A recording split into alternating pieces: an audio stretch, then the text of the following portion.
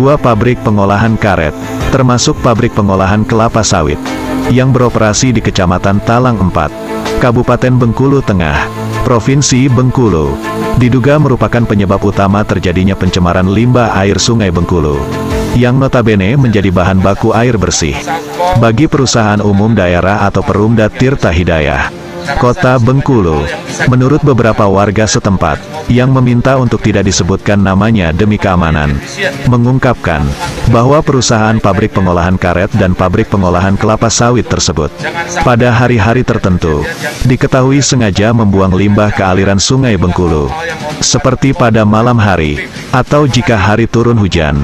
Kesimpulannya, limbah ketiga perusahaan itu, yang menyebabkan tingkat kekeruhan air Sungai Bengkulu menjadi sangat pekat, dan berdampak terganggunya pemenuhan kebutuhan air bersih masyarakat di Kota Bengkulu.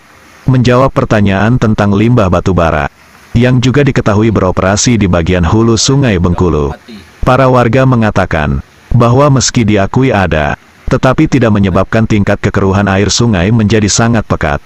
Berbeda dengan limbah kelapa sawit dan karet, terpisah. Kepala Instalasi Pengolahan Air, atau IPA Surabaya, Perumda Tirta Hidayah Kota Bengkulu, Rudi Hartono SE, sebagaimana diinformasikan kanal akun YouTube Melian Sori, meminta pemerintah mengkaji ulang izin AMDAL, atau analisis dampak lingkungan, perusahaan yang beroperasi di hulu Sungai Bengkulu, baik itu UPL atau upaya pemantau lingkungan, maupun UKL atau upaya pengelola lingkungannya.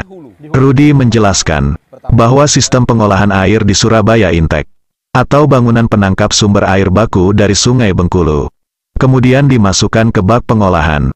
Di proses tersebutlah, sering terjadi kekeruhan yang tidak bisa dikontrol. Misal, jika sebelumnya NTU atau tingkat kekeruhannya masih 1.500, tetapi beberapa menit kemudian, sudah naik menjadi 2.000.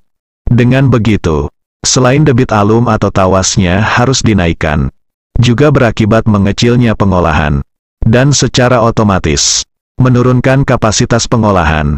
Di lain pihak, batas kemampuan pengolahan paket baja, cuma 1.000, sehingga pengolahannya juga turun dari 50 liter per menit, menjadi 40 liter per menit. Semakin pekat tingkat kekeruhan air bahan baku, selain semakin banyak tawas yang dibutuhkan, juga semakin sedikit air yang diolah, ujar Rudi. Untuk itu, sekali lagi kami berharap, pemerintah dalam hal ini pihak terkait seperti BLH, atau Badan Lingkungan Hidup, DLH atau Dinas Lingkungan Hidup, dan BWS atau Balai Wilayah Sungai, dapat mengkaji kembali izin AMDAL perusahaan pengolahan, yang beroperasi atau beraktivitas di hulu Sungai Bengkulu. Tambahnya, wartawan Metro Update TV Andes Putra melaporkan.